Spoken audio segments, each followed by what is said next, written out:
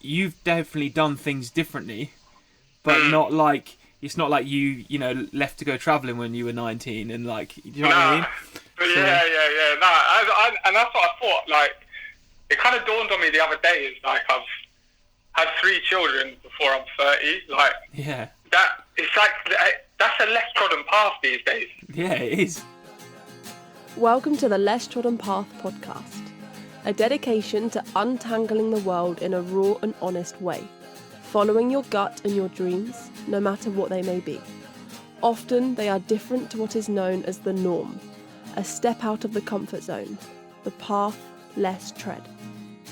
We are here to help inspire you to take your own path by sharing both our own journey and the stories of others too, making it clear along the way that anyone can do it, whatever it may be. With all the ups and downs, the good, the bad, the pretty, the ugly included. Dreams take time, but if you put your all into it, time doesn't mean anything. This week we speak to a good friend of Benedict's, Leon, who after pursuing an acting career and finding himself on the set of Eastenders and Casualty, realised his family and mental health was far more important.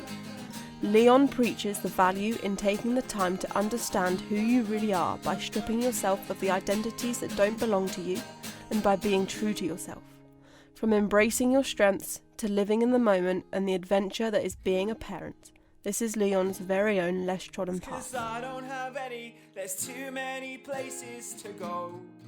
I'll be spending all my time living out my bucket list. Yeah, now, like, I definitely feel like some of my purpose is to help, support friends and stuff that are having children. It's crazy. Like, it's so hard. It's like the hardest job in the world. So Yeah. It's an adventure in itself, eh? 100%. All right, so shall we just crack on? I've been recording a little bit already, but I think we should just get on with the main meat of this, eh? Yeah, 100%. Let's do it. So Leon, we've known each other a little while, and you're like, from when I first got to know you through to now, you've had quite the adventure. You've done a lot of things. Like, as far as people I know, you've worn many hats, and you continue to do so. So, like, I guess, like, how do you explain, like, how you got to where you are, if you can? Yes.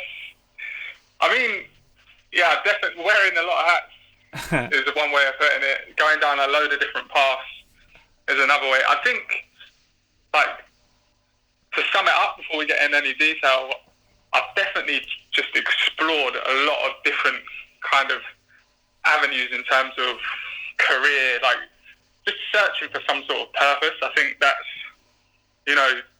was my thing.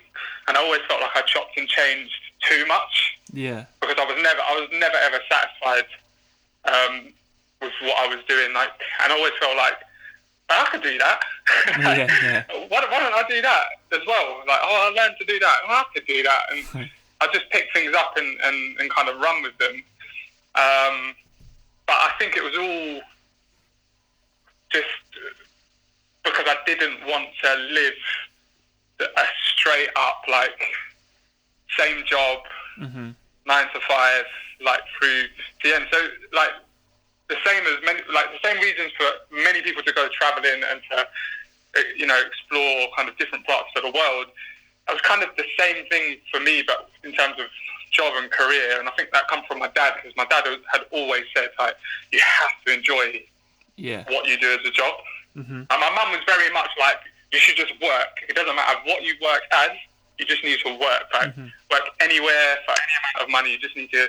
She was very much like a good work ethic. She was trying to instill in us. Like, as soon as my dad was like on the side, it was like, yeah, but you need to enjoy it. That was the one that stuck with me the most. Yeah. So I kind of explored all of these different things, trying to find something I was happy to do, but also something that I was kind of good at and I felt like I was meant to do. Wow. So, I mean, how did you go about it? How do you go about it? How did you go about that? I don't know. I think from the start, in terms of leaving school and stuff, I wanted to be an actor, but I think that came off the back of just being good at it. Just being good at it, living in kind of like a, going to a small town school, having like quite high self-esteem, feeling like I was quite a confident person. So performing, whether that was music or on stage or whatever, I always like lapped it up, always enjoyed being centre of attention. So I think that kind of gave me the basis to kind of be like, I don't know, there's always this feeling, I don't think it was never arrogance, but I always felt like I wanted to make more of myself than sort of my current surroundings. I just always felt like there weren't much going on, and I kind of wanted to be a part of things that were happening. So it's funny that I had these kind of dreams and aspirations, but I always had a plan B. Like I always took the kind of, I always had a backup with me, if that makes sense. Which may, I've questioned whether that's kind of held me back from maybe going as far as I needed to go. But at the same time, it's given me, my mental health has been good because of it, and the ups and downs weren't, the downs weren't too bad because I always had plan B, do you know what I mean? It kind of kept me stable, which I thought was really important. But I left school, went to university, as opposed to going to drama school. Again, it was that kind of, I don't want all my eggs in one basket. I want to be an actor, but at the same time, I want to have a degree to kind of fall back on. So, I went to university, studied film and drama, and kind of started to get involved in some youth theatre in London. And that's kind of where it all started, really, getting involved with other sort of young, aspiring actors. I was in a big city as well, so I was taken out of this kind of sleepy environment and into a kind of much more busy, multicultural, kind of forward-thinking, way of living. And that kind of sparked a lot of productivity in me. So I wanted to work really hard. I was doing my degree. Also got really obsessed with, trying to learn another language and trying to just make the most of my time. I was playing football for the university first team at the time as well. I've always been very passionate about football. So I was training with football. I'd be in the gym, and then I'd be just every moment.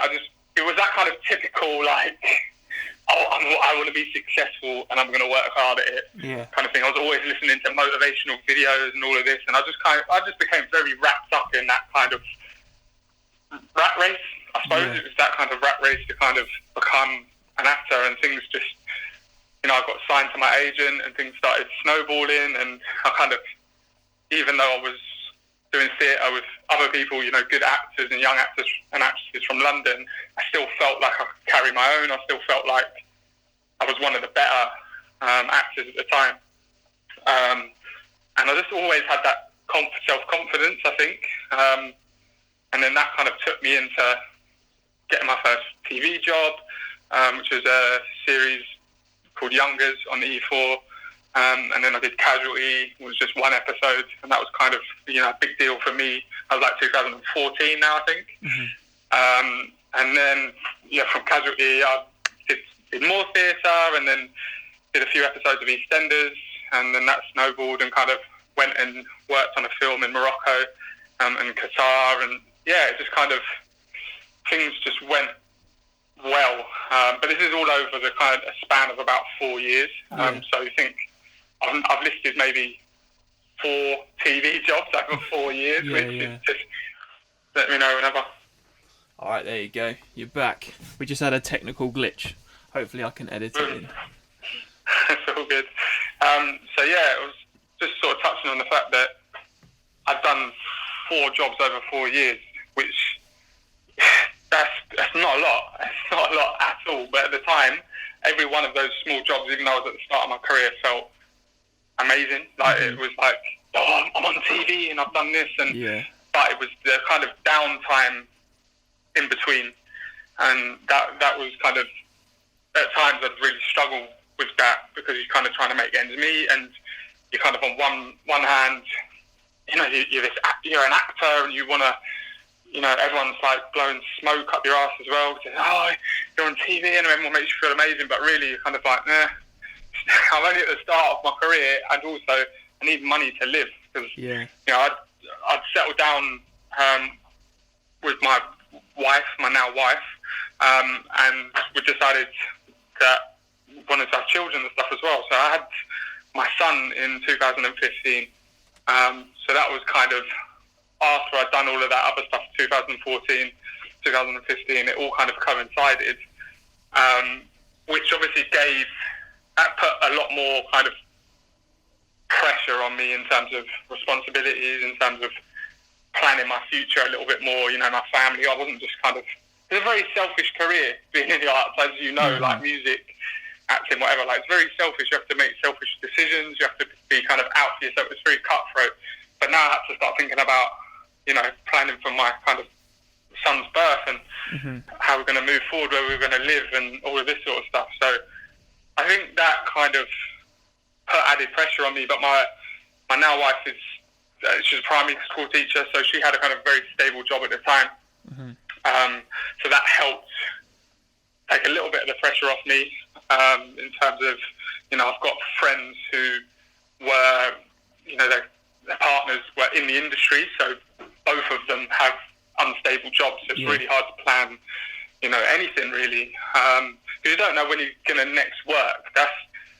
You constantly feel like you're going to auditions. You constantly feel like you've got job interview after job interview, failure after failure, rejection after rejection. And you don't know when the next kind of job's going to come. And, with this idea of like, there's nothing to set your sights on either. The thing with acting is, if you want to be a footballer, really that by a certain age, your body's going to start to slow up and you're going to kind of miss the boat. And, you may as well focus on something else, and you kind of accept that. Whereas with acting, there is no end age or time where you can't, become successful overnight or land an amazing role that kind of transforms the way you're viewed in the industry or the way you view yourself. So that for me was, I hated that. Like, I hated that, whenever I spoke to friends and they were kind of like, oh yeah, don't be so negative because, all this downtime only takes one job, so-and-so didn't make it until they were 40 or 30. And I thought, I've got my son. My son's on the way. I can't. I can't wait until I'm 40. Like, what? I'm 21, 22 at this time. So I started to think about, a different kind of way of living. Which actually, when I kind of now I know who I am. Yeah. It was always at the top of my list to have a family and to be a family man anyway. I've come from a very family-orientated family, a really big family, so that was always there, I think, and I've kind of just returned to that and become sort of completely involved in that.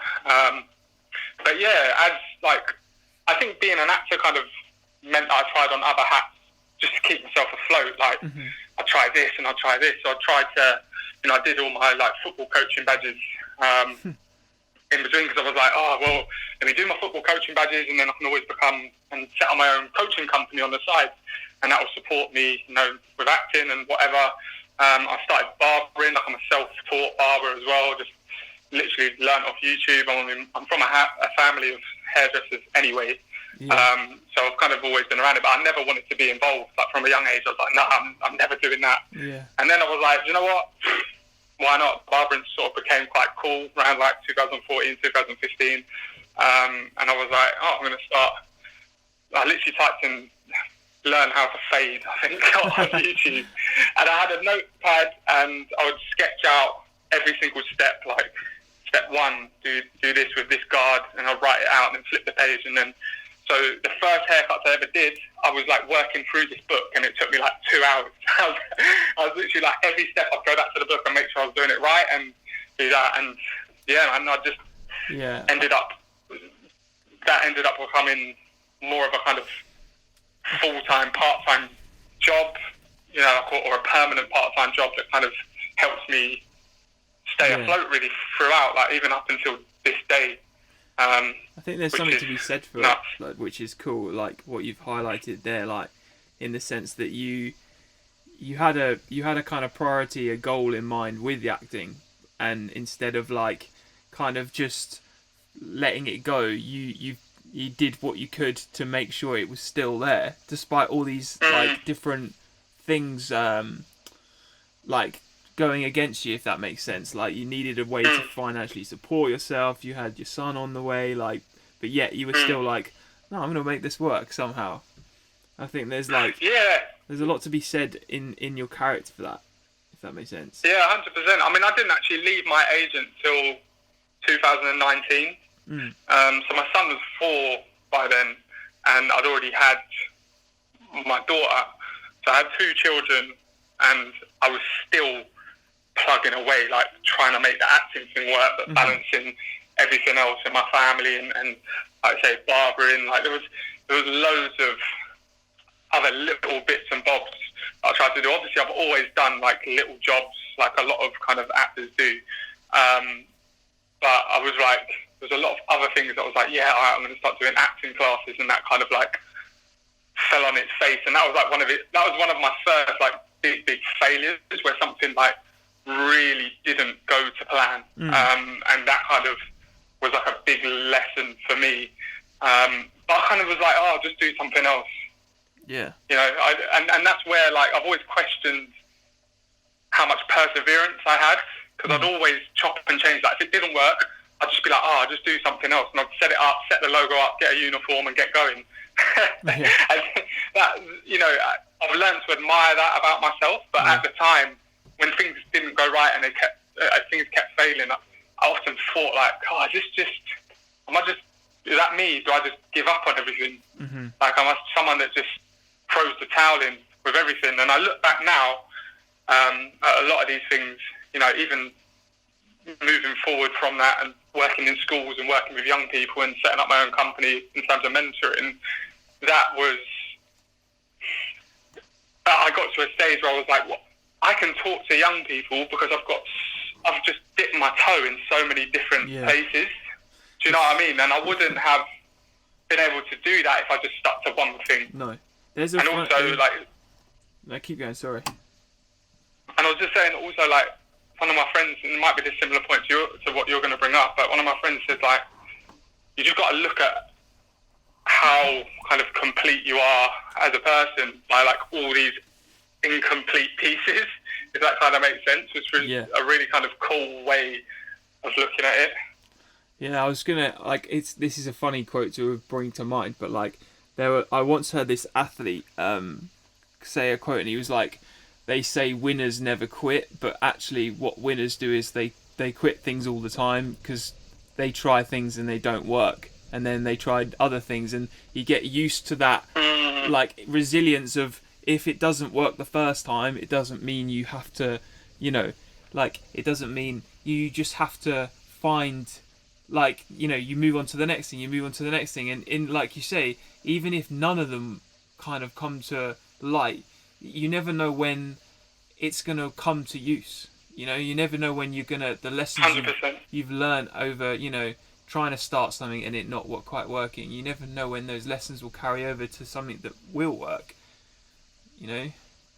Yeah, and I think that's that kind of era I was on about when I was, you know, 2021. A lot of people do very well off it, but a lot of people get kind of caught up in this idea of, you know, motivation and success, and, you know, surrounding yourself by similar like-minded people and only sort of being around the best. And, you know, there's so much pressure, and I think a lot of people have done really good things by having that mindset and that mentality, but there is a huge section of people that has absolutely broken them. Yeah.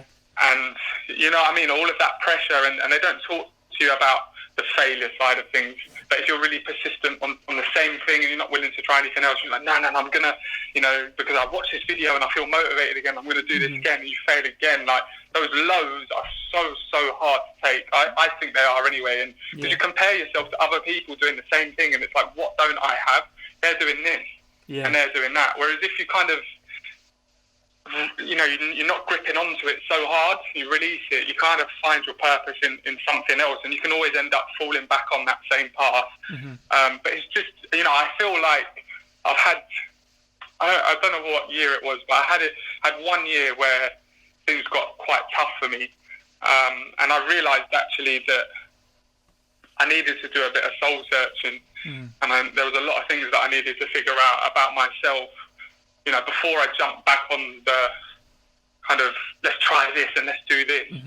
Because I always think if you've got cracked foundations underneath all of that, like it's only a matter of time before your mental health suffers, or it's only a matter of time before, you know, things become really, really tough and, you know, almost like unbearable. So I think that the right way to do it, which I think obviously in this country is not really taught enough. You know, what is taught is, you know, the academic side of things and there's pressure and exams from a young age. It's not the kind of spiritual side of things.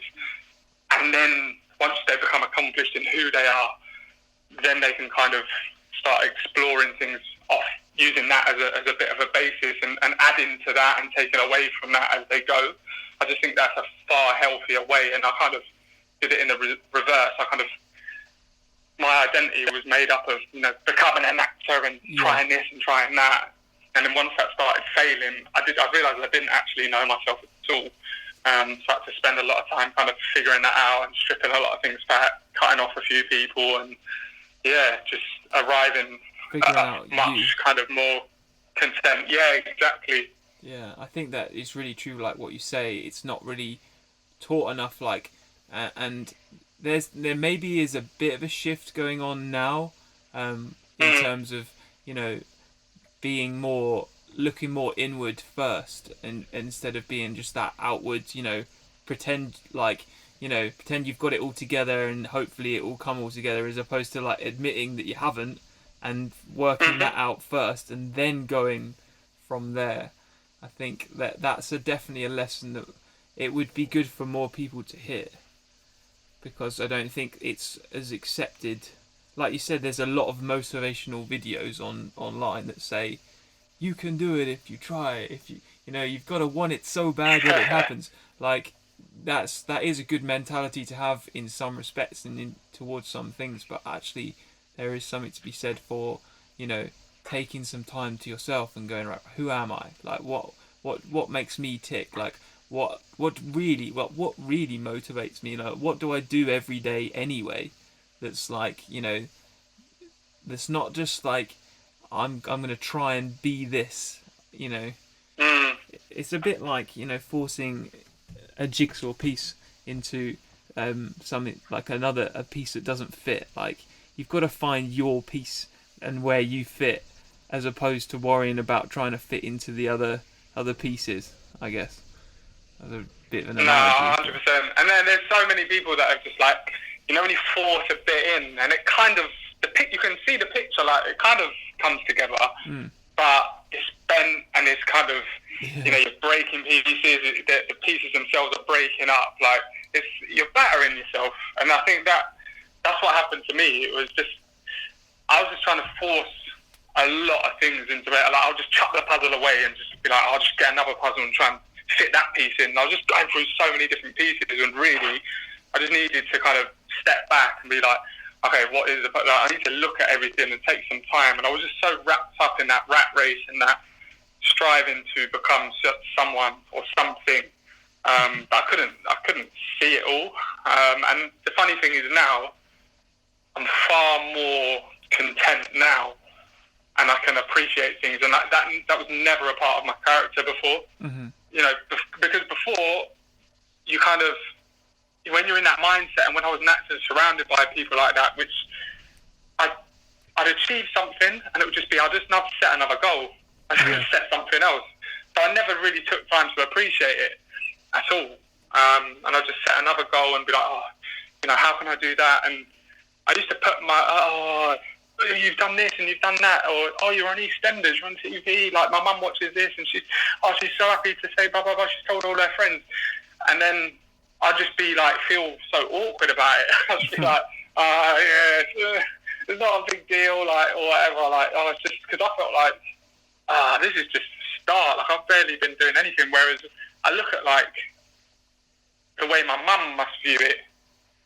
Yeah, her son, he's on TV. Yeah. Like, it's a big deal. It's a massive deal. You know, and my nan, like, she was so proud. I just used to think it was cringy. I'm not going to lie. I was just I can't sit and watch this, or I can't do this. And people talking about me. And I think that's because I was so obsessed with like, oh, what's the next thing, or wait till I do this and do that. And you know, now I'm at the stage where I'm like, I don't have those kind of, I don't put those pressures on myself unless I've got a kind of clear structure and plan behind it, if you know what I mean. Which is kind of, I needed, you know, for me personally, this isn't like a blueprint for anything, but I just found that I needed to go easier on myself. Like I needed to look after my kind of my well-being and be very grateful for what I had and become more content and just strip everything back. And it was this, you know, the quote is like it was Matthew McConaughey said, to find who you are first, you know, to take away who you are not. So that's what I did. I just cut off it like, oh, that's not me and that's not really me. Do I really enjoy that? No. Do I really want to hang around with those people? Probably not. Do I want to do this? Well, no. So I won't do it. What do I want to do? And I just looked at things and who I was, and family was a massive, massive thing that was left. Like it was consistent. It was something that made me happy. It was something I was very proud of. I was very content when I was with my family and playing with my children. It was just like, it kind of dawned on me. It was like, I'm just stressing out about so many things, about doing this, becoming this, and I've got everything I need here. Like anything else is literally just an add-on, and it's fine. Like I started to look at, I used to look at people that had lived like very straightforward lives in terms of family, work, kids. I was like, no, that's not me. I need to make something of myself, and I can't just settle for less and settle for the norm. And now I look at those people and think like, God, they nailed it. I think that's great. Obviously, a lot of people still struggle and they've still got a lot of things going on, like everyone has. But for me, I look at that and I think that is the simplicity of life for me. You know, for my personality, who I am, my aspirations now, all kind of surround that kind of very primitive thing of, you know, what do I pass on to my kids? And I think when you have a child and you realise that like it dawns on you that it's like, I'm teaching and guiding as human beings. Like I used to stress about minor things. Now it's like, what can be more important? What can be more fulfilling than someone just kind of looking up to you and copying what you do, and you notice like little personality traits and there's like really proud moments when they do something or accomplish something without you guiding them that you kind of once were guiding them on. And you know, that for me was like, okay, I've ended up doing this, which I never ever thought I would do. And I live in a kind of generation where everyone's actually very, you know, anyway, people I know, people that I click with are very explorative, you know, whether it's traveling or whether it's career, or they want to push themselves and everyone wants to do this. And I still sometimes, you know, the demon that is social media, I'll go on there sometimes and look at things that people are doing, and I do think, oh man, that is amazing. Like I would love to do that.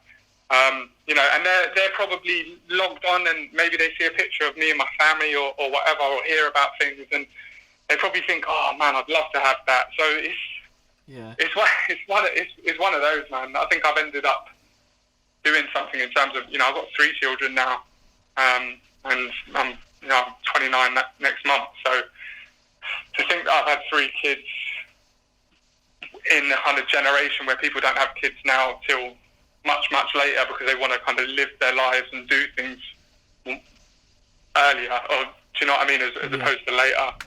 I think that's the kind of reason why I'm a little bit of an anomaly. I don't have many friends that are in a similar position at all. So, it's something that I'm proud of. It's so cool, man. It's so cool. Like that's like we said earlier, that is a less trodden path in itself. In itself, because, but what I think, like obviously having kids is like huge thing. Like, was there a switching point where you suddenly realised, like, hang on a minute, like my success is like doing this, like? No, Or did you just know from like the start, like, hang on a minute, like, this is, I don't know. I always felt like it was. I always felt like it was a part of me, to be honest. Like, I always loved kids. Yeah. Like, when like younger kids and that, I'd always kind of be really engaged with them and love spending time with them, like little nephews and cousins and all that sort of stuff. So I always loved kids, and I'd love my family is so family orientated that I think it was just a given for me, like from a very young age, like having a family and kind of, birthdays, Christmases, holidays. Like, I'm very lucky that I come from a very stable family. So I think that was always a given in terms of that's what I'm meant to do.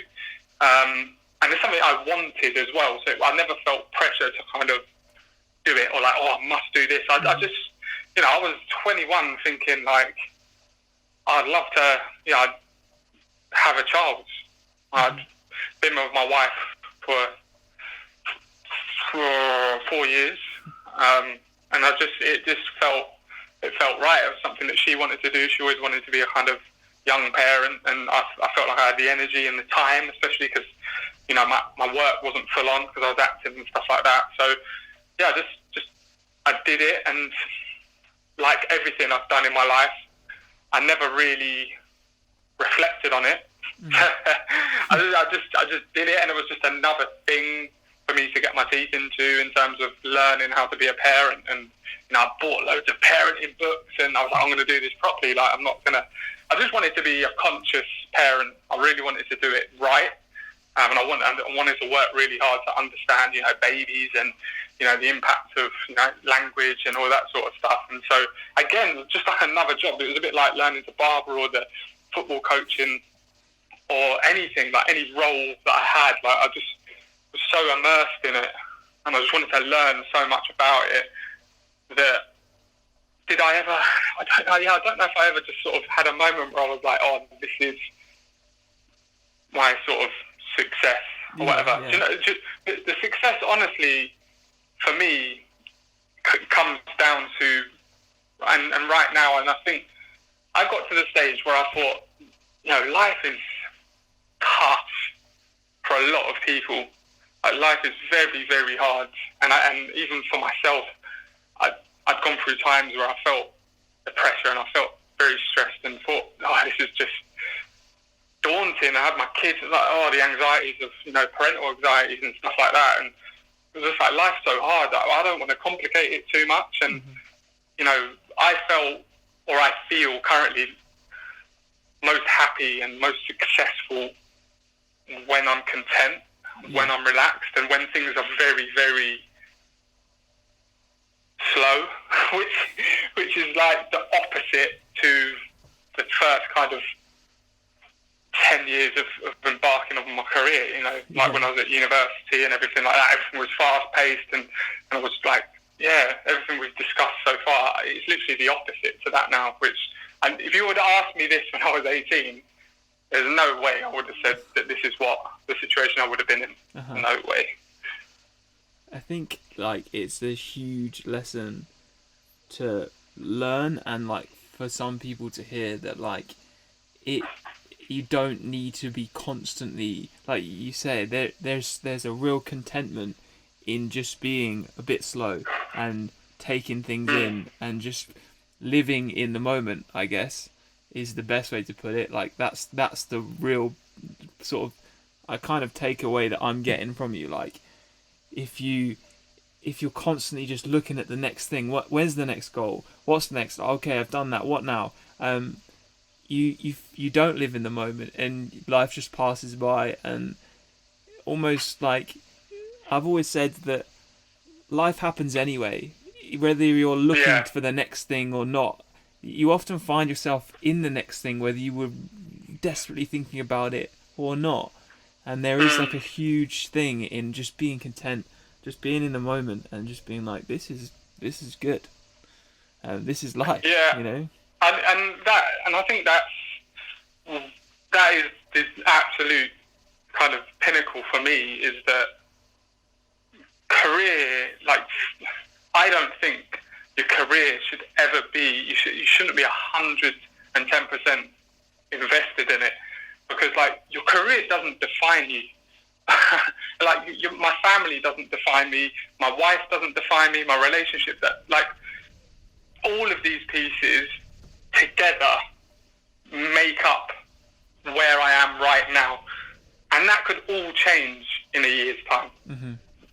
Like who I am now is who I am right now because of how I'm feeling today, and I'm just gonna plod along, kind of taking things in and trying to react in the best way possible. Do you know what I mean? And it was like I didn't to have these huge goals and things that you kind of felt that if I don't do that, I'm going to fail, or I'm going to be a failure, or this is me. And I spent so long trying to find myself in this middle. This is the flip side of it. We speak about that earlier a bit, but I spent so long trying to find myself and to who am I? Like, how can I be consistent in my relationships and, my friendships and whatever. Like, so I spent so much time doing that. I've then now realised that it's cool to just be and work on certain things. If you don't like something about yourself, change it, work on it, try something else, or be better, do better, set yourself a target to be kinder, to not react so emotionally or so aggressively or to get so frustrated. But there's still certain situations that I'm put in where I'm going to react like that.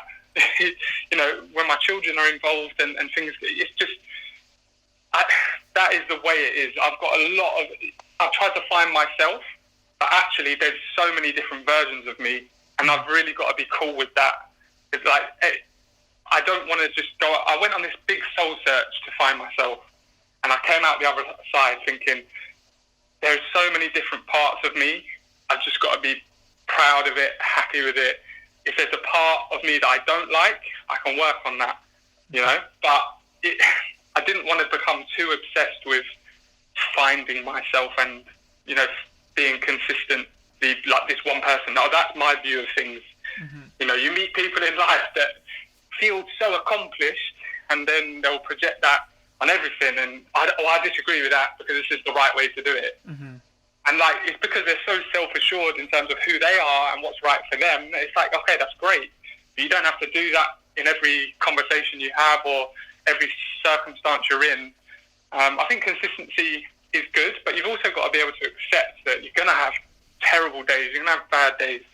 There's going to be times where you make mistakes and you fall out with people and you make a wrong choice for your career, or you muck up at work. Like, I've just become so zen with everything. Like, I'm even at work now, and everyone's just like, oh, he's so laid back. Like, well, no point stressing about that. Mm-hmm. There's no point stressing. Like, I'll get to it when I get to it. That's happened. Okay, how can we deal with it? How can we move forward? Like, I don't really dwell on things anymore, which I've found to be super, super useful. How, do you go about that process? Do you use any kind of techniques? Do you meditate? What's your if someone listening to this is finding themselves in a situation where they're not being able to kind of be that zen, what advice would you give someone? How do you go about it? Well, I think being an actor was great, because I spent a lot of my training, like you say, doing yoga, discovering a sense of self through reading, and through a lot of kind of practices. Because at the end of the day, as an actor, you have to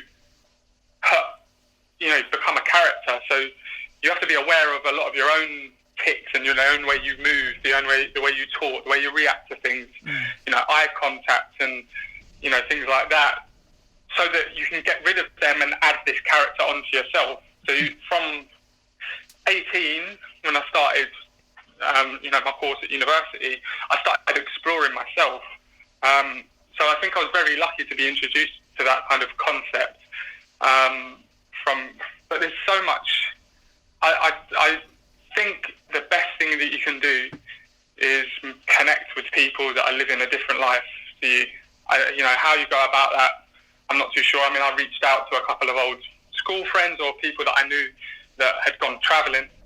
I mean, one of my good friends, you know, when I was younger, he was like a family friend. I sort of didn't have much contact with him while I was chasing my acting dream and cutting off people that weren't productive in my eyes. But he'd gone out and he kind of does 6 months in India every single year. And because when I was at my kind of lowest, I reached out to him and I was just like, do you know what? It can't hurt. Just this guy looks like he's doing something completely different. You know, no stability, no kind of career, no ambition to kind of have a family and do all these things. He's the opposite to where I was at, and it wasn't working. Where I was at just weren't working. So I reached out to him and I was like, dude, can we go for a drink, have a chat? Like, it's really random, but I'm really struggling with at the moment. You know, my mental health's not great, and you know, I'm very stressed and blah blah blah. Can we go? And he was like, yeah, sure. Like, so we went for a drink, and he was like, look, I'll give you a list of books. So he gave me a list of 7 books, and I remember he was a perfect person because he said to me right there and then, like, do it when you get home, or do it. Wake up tomorrow and do what you need to do because you know. And I said, oh yeah, but you know, I know what's good for me. I know I need to go start going to the gym. I need to do this. And he's like, stop procrastinating. He's like, just do it tomorrow. You have no reason. You're just making excuses and blah blah blah. He's like, read these books. They'll be a good support for you to kind of open your eyes and do this and do that. So I started reading. The next day I started making a list of 3 things that I wanted to do and achieve that day or whatever. It's very kind of obvious things to do. And my question to him was like, fine, but I've got this motivation and you support me in this good place now, and then I'll do it for like a week and then I'll just fall off. And then I won't, you know, until I check in with someone again who puts me back on the horse. And he's like, no, he's like, yeah, but over time, you'll just start putting yourself back on the horse and it'll be fine. You'll take what you need from it. And sometimes it even just takes a moment or something just clicks. And it's through that education of everything. And I read a book called Conversations with God, which was one of the books, because I started reading some of the books and I didn't get on with them. I'm not going to lie, I was quite critical. I was quite, this didn't really work for me. It's a bit kind of airy-fairy and whatever. And and this book, I started reading this book, and to be honest, it was perfect for me. It was very heavy. It was kind of very analytical, and it was kind of explained a lot of things and a lot of questions I had at the time in terms of negative stuff. It explained it through there, and you know, one of my takeaways from that book itself that has stayed with me was that your bad thoughts, so thoughts that you have, you know, negative thoughts when you're feeling at your lowest and you can't be bothered to do anything, like they arise in that moment to present you with the bad so that you can look at the good. And then you make your decision. You make your decision, like, you know, you can think to yourself, I'm going crazy here. Like, I'm nuts. Sometimes I'm nuts. There's sometimes the things I think, like, you know, and when you're in that negative space, if you've ever been there and everything's so negative, you just can't be bothered to do anything. Anything anyone says or tries to help, it's just no good. And that really helped me because I started to look at it as not me thinking the thoughts, like, as it just presenting as a thought and an opportunity to look at the other side. So every time I started to have a negative thought or, you know, I felt a bit stressed or anything, I was like, okay, so what purpose has that served? Well, it showed me that I could go and do this. Do you know what I mean? And it started to do the same with little things. And I started to work on little things like road rage was massive for me. I was such a dictator of my moods. Like someone pulled out in front of me in my car and ruined my day. I'd be so angry. I was like, you'd be in the car with me when I have road rage, honestly. I'd be banging on the window, shouting like effing and jeffing, and I'd come home, I'd be complaining to Soph, and this guy did this, he didn't even say thank you. Or, she must have thought, oh my God, here he goes again. Yeah. And it just used to annoy me for so long. And then when that happened, I'd still flip out because I hadn't worked for myself enough then, so I'd still bang my window and go to do my horn, and then I'd kind of stop and be like, okay, so this has shown me the way I could react. It's presenting me with that. This is the bad way to react, and I can decide to just not do that. I could decide to just, and it didn't feel right. I'm not going to lie, it didn't feel right just to smile. I tried to force a smile, not react. Okay, let people, maybe he was having a bad day, maybe he was, and I started to run through things in my head, like, oh, maybe he was having a really, really bad day. Maybe this was, okay, I'm not going to react to that. There's nothing. I don't know what he's going through. And that helped me in no end, and I still do it now. If there's a situation where I get really triggered or I really don't feel a certain way about things, I'll always let it present as a bad thought, not me.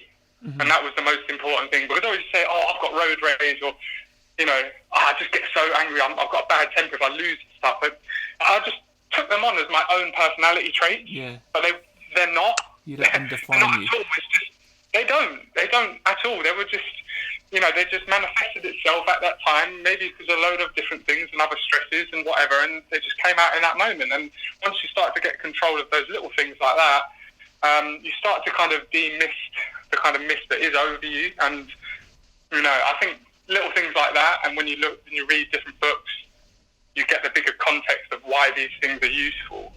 So yeah, man, for me it was reading. Reading, definitely. If you can't read, then obviously YouTube's a great place to go. So just start looking at spirituality. I think that's the way. I mean, people kind of get spirituality and religion crossed a little bit. But I was very open about religion. I wasn't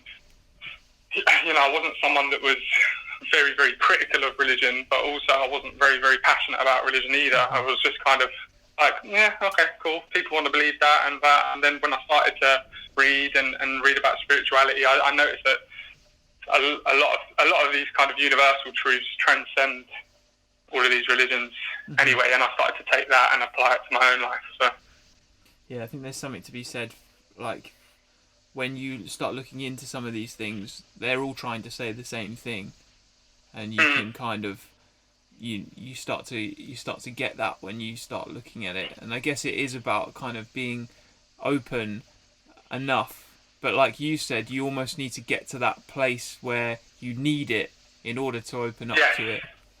And I think that's like a huge thing to get to. I guess, like, this is a funny question for like what you've just been going on to, but like, what kind of, as somebody that is just content in the moment and being where you are, how do you go about like future plans, like, or do you have any goals for the future? Like, what's your... Yeah, so I do. Like, I'm always got something on the go, or I'm always thinking about, like, that will never leave me in terms of, because I think you have to, even though you're content, I think in order to be content, you need the balance of, to have productive moments and to be learning and to be whatever it is in your personality that makes you tick. You do need that as well, in order to be content. I need something to be content about, which is, for a lot of people, it's, how can I be content? Like, this situation's shit. Like, I hate this situation. Like, you're telling me to be content and relax into it. Like, but that's what I'm saying. It is about building those foundations that allow you to be content through exploring, spirituality and sense of self, and this idea of living in the moment. And then you can add on as much or as little kind of that kind of goal, achieving kind of side of things. That, for me, certain parts of the year, that's very, very intense, and I'll get a lot done. And other parts of the year, I'm very family focused. And, at the moment, amidst all of this stuff that's going on, I'm not very productive, but that's cool. That is okay with me, because I know at some stage something's going to click and I'll just get back on the horse, and I'll do it myself, and I'll then work very, very hard in a short space of time, and feel content then again. That will kind of fuel me for my kind of contentness. So yeah, man, when the time's right and I feel like I can be productive, and often there's other people that kind of can spark that for you, like yourself, sometimes do you want to come and like play some music or do this, and just go and do it, and then that would spark me then for that week, and it would just get me going. I'll go and do other things, and once you sort of make a habit out of that, it just comes naturally. So yeah, I don't force things if I'm not in the mood for it. You know, I just think there's nothing worse than just kind of racking your brains if you're sleep deprived or you're struggling with this and that. There's nothing worse than trying to be productive to pull yourself out of it. Like, give yourself time, space, and some TLC, and when things are right, then when you feel like you can, or when you're kind of someone else kind of sparks it, then you kind of go for it. But on those kind of procrastination times, I always get out a notepad, pen, or call someone that I know is doing stuff, and then they'll kind of rub off on me and, what are you doing here? And I thought about doing this, and I've just set up this, I might try and do this. So I've never been one for sort of setting like goals in terms of I want this done over the next 3 months, because again, it just, for me, that just ties into kind of stress. And I want to avoid putting myself under too much stress, because then I'm not good for my family. I'm not as good dad. I'm not as good dad or friend or brother. All of these things. So yeah, man, I'm very, very relaxed about that. But there may be a time in my life where I kick in and become a bit more hyper focused on setting goals and things like that. But I just think that it's a wealth of options for that. Like, there's so much stuff on YouTube. There's so many people doing good things. It's reaching out to them. That's what I do. At my lowest, I reached out to someone and said, I'm really struggling in this. I think it's so important. But also, when you're at your best, make the most of it. Reach out to people, connect with people, network with people, and get stuff done. So that's kind of, that's the way I kind of go about my business, I think. Yeah, communication. Yeah, big time. The communication. Big time. There's a quote in it somewhere, but something like, communication is the key. I don't know. I want to find like a rhyming word for communication.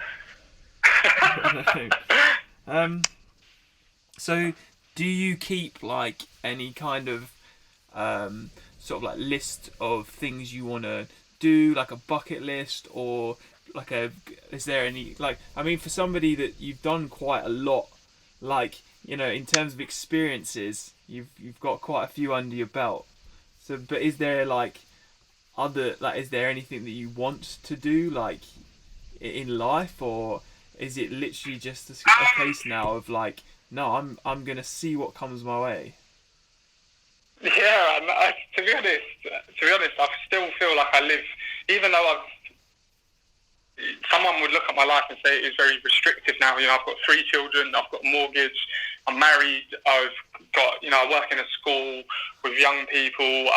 It is very restrictive, but I'm also, like, I am very rogue, by heart. So, like, I'm very rebellious to that sort of thing when I need to be. So I just think, I could just quit all of that and just take my kids with me.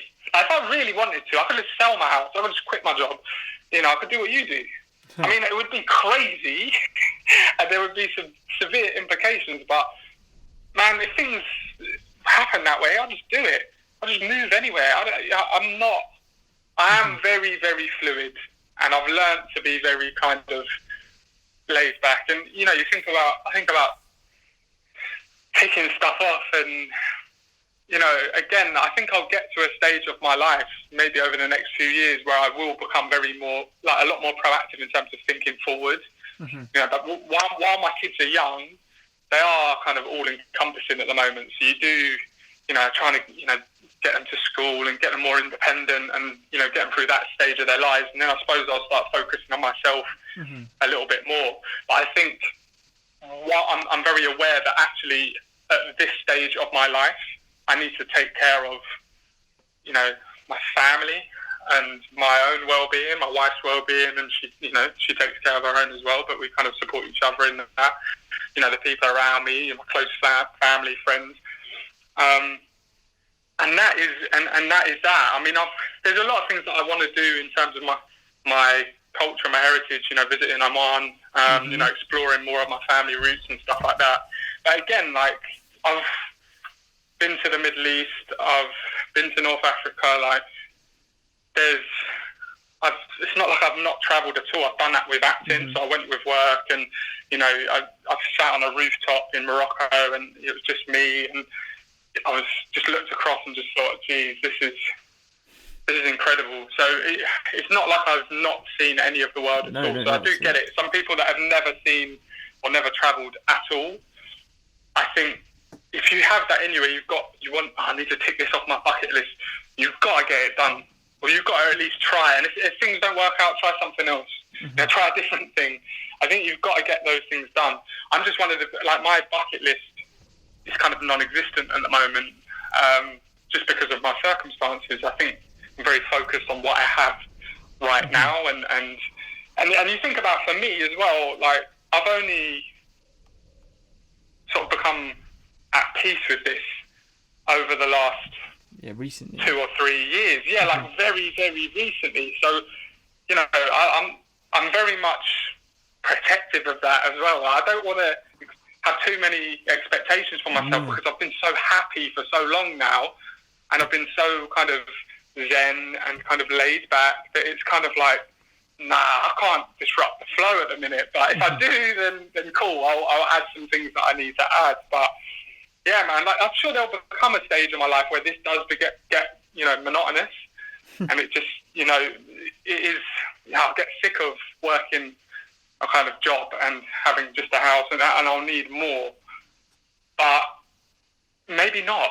I don't. Who knows? Again, it's a part of that kind of not projecting too much onto my future, not projecting too. I mean, my mum's very much like, life's too short. It's that classic thing everyone says, like, just use it as an excuse to do some crazy shit.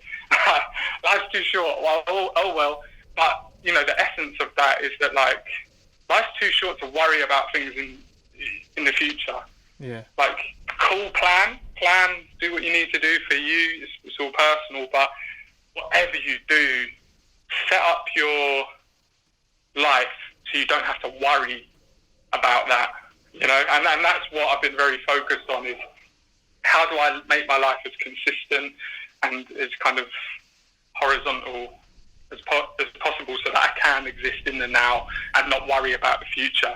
And that comes from stability, financial stability in my relationship, stability, across the board in terms of friendships, just cutting out all of the drama of everything and the drama of life, because life's hard, it's very stressful, there's a lot of things that can throw you off. So I think the more simplistic and consistent you can make it, for me, is the kind of the best way. Now, I know people that are the complete opposite to that. Yeah. and you guys are probably going through that now, where it's like, they don't want consistency at all. They just want to be explorative. They just want new experiences. The unknown, like, is something. But I've never been that person.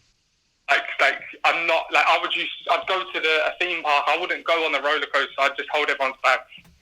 I don't want the buzz. It's too much. I need that consistency and stability. It's like, yeah, you lot go. I'm good down here.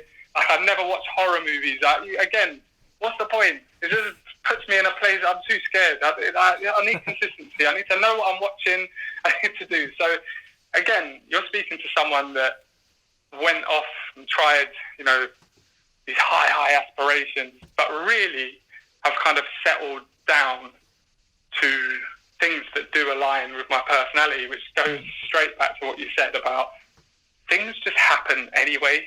So spending your time and your precious energy stressing about them is just not something you want to do. Now, I'm not saying that's those words are a fix for anyone that is stressful, but what I have done is I've built a lot of things in terms of my foundations, and I've added and taken away a lot of that underlying things, which has enabled me to be stress-free. So, yeah, if that kind of makes sense. I've probably just rambled off on a tangent there. No, it makes sense completely.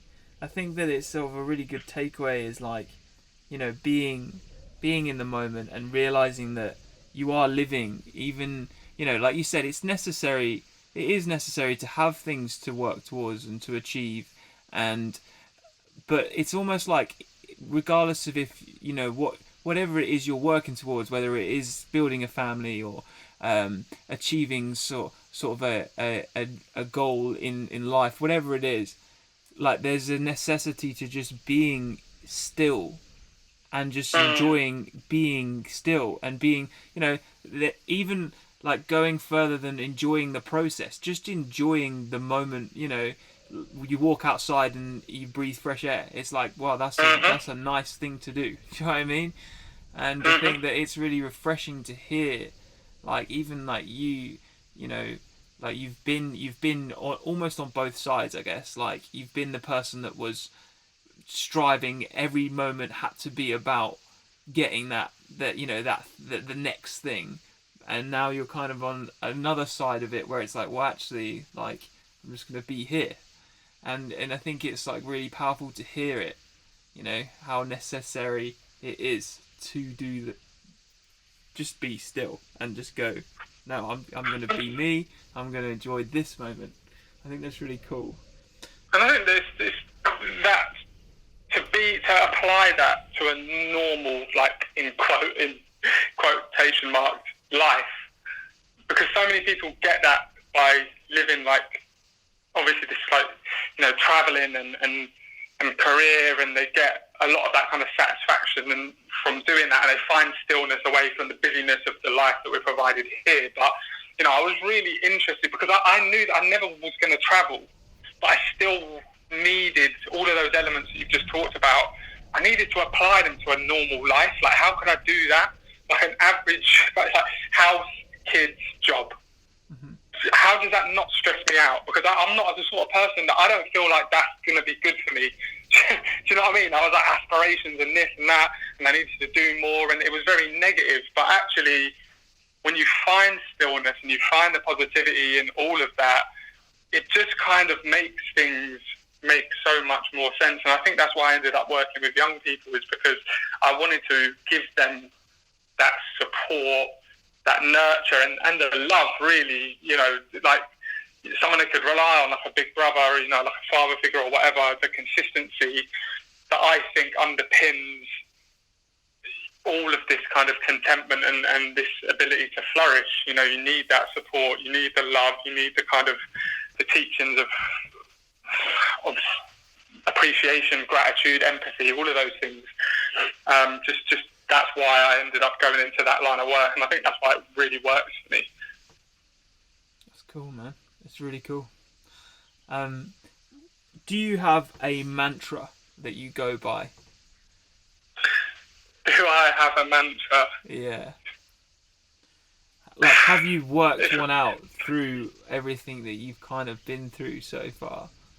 Like, maybe even not a mantra then, like maybe sort of a word or like a sort of line of advice or a quote that you would advise or live by, or for somebody that's in a situation like yourself, like, maybe young and aspirational, but like equally like, needs to kind of find themselves. Yeah, I think there's kind of two sides. The first for me is like such as just a shrug of the shoulders, just a shrug. That feeling of when you shrug your shoulders and you don't have a clue what the answer is, you don't know, you're caught on the spot, someone asks you, and you just shrug. I don't know. I don't care. I don't know. And just relaxing into that moment of, I spent so long trying to find the answers. I spent so long, trying to be proactive, and actually shrugging and kind of releasing the kind of pressure on all of that, finding the answers and doing this and doing that, helped me massively. And and I suppose that's just accepting things is what I really mean, and that's kind of, same at work. If things get stressful, it's just shrug. All right, cool. I'm not going to be like the CEO of a financial company because, just shrugging my shoulders at everything, that ain't going to get me very far in that sector. But I will not apply unnecessary pressure to myself and to my life. And I'm not, and I've said it. I've had discussions with leadership teams at schools and people like line managers and stuff. And I just say, look, like, I'm not going to sacrifice my own mental health for this job. Mm-hmm. I'm not going to do it. And I just stay very rooted in that. Like, you know what you get from me on a professional level.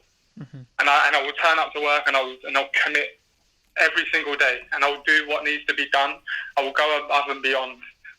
But the moment it starts battering my mental health, just know, and if I don't get the support, I'm throwing the towel in. Mm-hmm. I'm done. I don't think it's right. I don't think it's right. I've always thought, well, I'll just do something else. And sometimes my wife's like, oh yeah, but you can't act like that because, what about if we've got to support this, and people think about the money, and it's like, well, I'll just adjust my lifestyle. I won't spend there. I'll cut back here, and then I'll find another job. I'll just start doing this, or I'll fall back on this, or I'll learn how to do that, and I'll keep myself afloat in that area while I'm learning that area, and then I'll just go off and do that. Like, I've always, my outlook, and I guess my mantra is the kind of laid back one. Like, don't put any pressure on it. Mm-hmm. It is what it is. Like, don't sacrifice everything for something. It's just not worth it. I think that's probably it. Don't sacrifice everything for something. It's cool, man. I think that like the overall like words of don't let, if it's affecting you mentally, like if it's gonna like hurt your mental health, then like why you need to rein it in and decide what's really worth it. And I think that, like you said, there's always a way out if it is affecting your mental health. Like you say, even financially, even like you figure it out. And I think that's a really powerful thing. Really, really powerful. I think we're going to wrap it up as well, if that's cool with you. Yes, sir. And 100%. It's been an absolute pleasure. Thank you for, sharing your like unique Less Trodden Path. Maybe one that like isn't so talked about really. And I think something that like is good to highlight, that a Less Trodden Path isn't necessarily just go backpacking after quit school and go backpacking. It is like it can be found in all sorts of walks of life. And I think it's really cool you've shared it.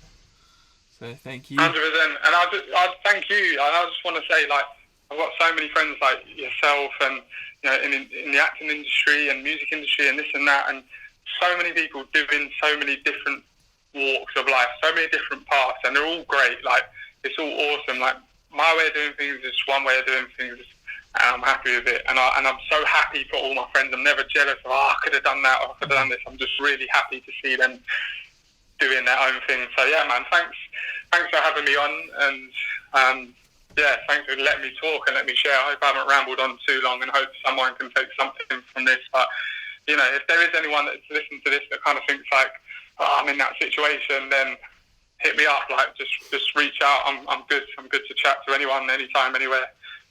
Nice. We'll put your link in the notes, however that works. Amazing. I had a great chat listening to you both as well. Yeah, Laura was here the whole time. And yes, Laura.